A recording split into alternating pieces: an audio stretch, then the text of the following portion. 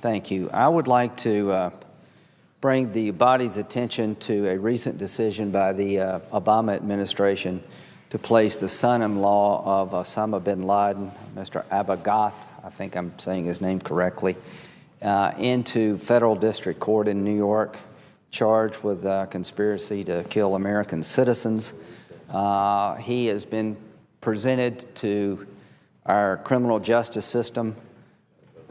He is, in my view, the classic example of an enemy combatant. I will be, along with Senator Ayotte, writing the Attorney General asking a rundown of how long he was interrogated before he was read his Miranda rights. And I just believe this is a classic example of a person of great intelligence value that should have been held as an enemy combatant at Guantanamo Bay for intelligence gathering purposes, as long as it took to get good intelligence.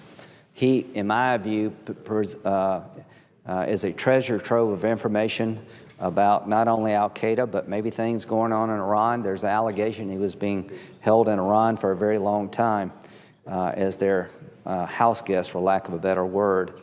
But I fear greatly that we're beginning to go back to the criminal justice model that preceded 9/11. The first time the World Trade Centers were attacked, you had the Blind Sheikh case, and the prosecutors did a wonderful job in prosecuting the Blind Sheikh and his conspirators in federal court. But everybody at that time treated al-Qaeda and terrorism as a criminal threat. After 9/11, we changed our model. The attacks of 9/11 were viewed as an act of war, and we authorized military force to go after al-Qaeda and affiliates.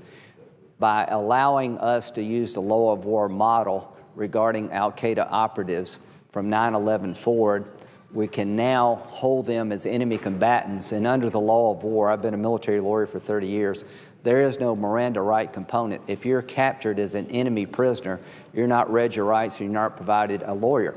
When a commander hears that we have a high-value member of the enemy in our custody, the first thing the commander wants to know is, what intelligence have you gathered?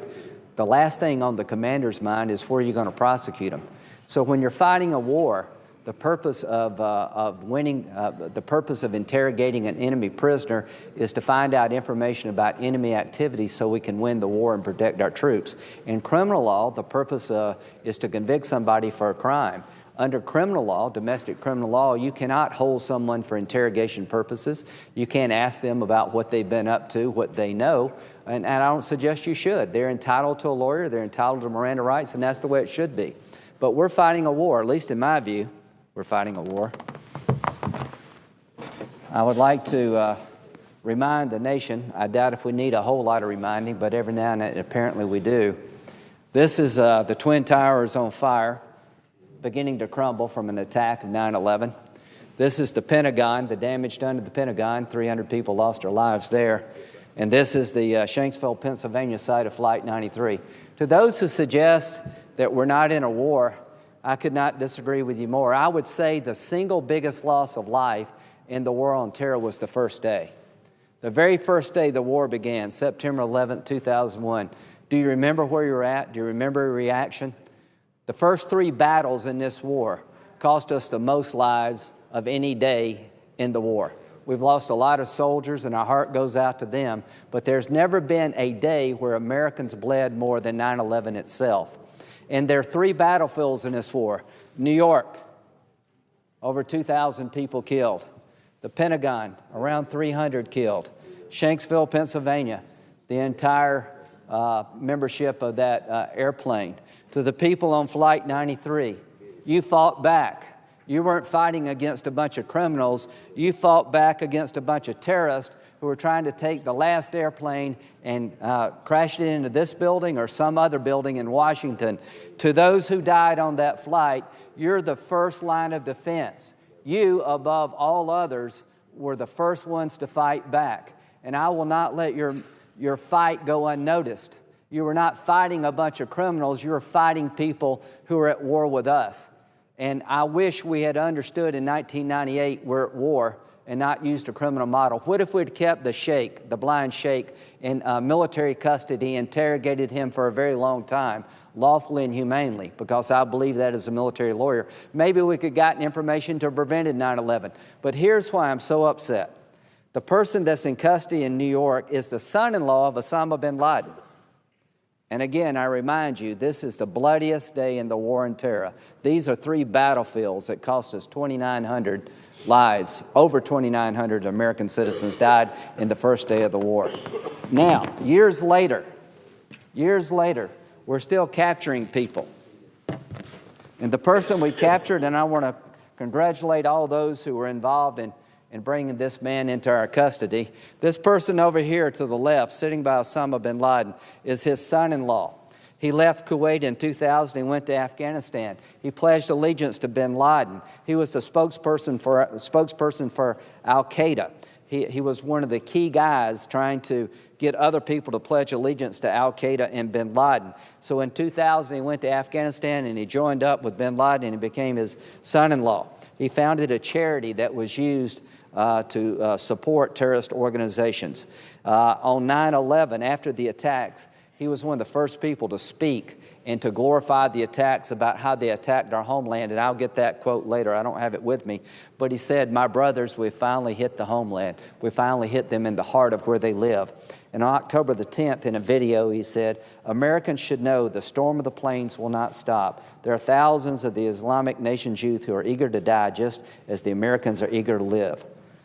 All I can say is that this man was interrogated by our intelligence officials and the FBI for hours, not days, before he was read his Miranda rights. Under the law of war, we had the opportunity available to us to hold him indefinitely as a prisoner, enemy combatant, a member of the enemy force, and to lawfully interrogate him without a lawyer, without reading his Miranda rights, because we're trying to gather intelligence to make sure we can prevent future attacks and to find out what this vicious enemy is up to. We did not take that opportunity. This administration is refusing to use Guantanamo Bay, one of the best military jails in the history of the world, very transparent, well run, and it is the place he should be today, not in New York City awaiting trial in federal court. It's not about federal court not being available in the war on terror. Article III courts have done a good job in many cases of prosecuting terrorists, but so have military commission tribunals at Guantanamo Bay, where KSM, the architect of 9/11, is being prosecuted under the Military Commissions Act.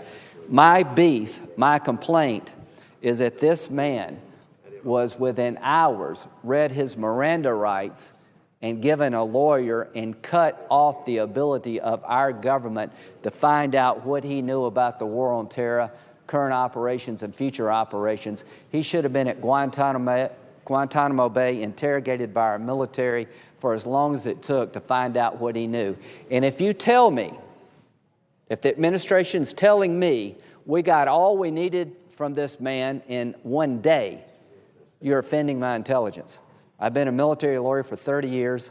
I understand what's going on at Guantanamo Bay, the information we received over years. In some cases, it took months, if not years, to get the total picture of what a detainee knew. So if you're telling me and the American public the time you had with this man before you read him his Miranda rights was enough, then you're offending my intelligence. You're making a huge mistake. The decision not to treat him as an enemy combatant, put him at Guantanamo Bay for interrogation purposes under the law of war, is one of the most serious mistakes we've made since 9/11. We're beginning to criminalize the war. This was not an intelligence decision.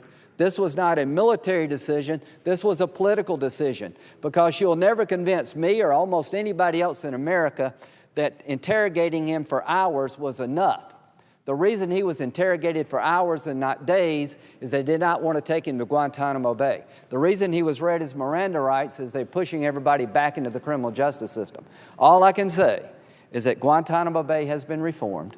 It should be the place we take people like him as an enemy combatant to be interrogated under the law of war, and we're using the criminal justice model in a way that will come back to haunt our nation. We're beginning to criminalize the war, and I want my colleagues to know that we're going down a very dangerous path, and I will do everything in my power to get this administration and future administrations back in the game when it comes to fighting a war, because I believe very much, dear colleagues, that we're in a state of war with an enemy that does not wear a uniform, that has no capital to conquer, no air force to shoot down, no navy to sink, but they will destroy us if they can. And the only thing between them and us is our brave men and women in the military and good information. And this man was interrogated for hours when he should have been interrogated for months. And we're beginning to do what got us in this mess to begin with, looking at Al-Qaeda as a group of common criminal thugs rather than the warriors they are. These people right here mean to kill us all. They're at war with us.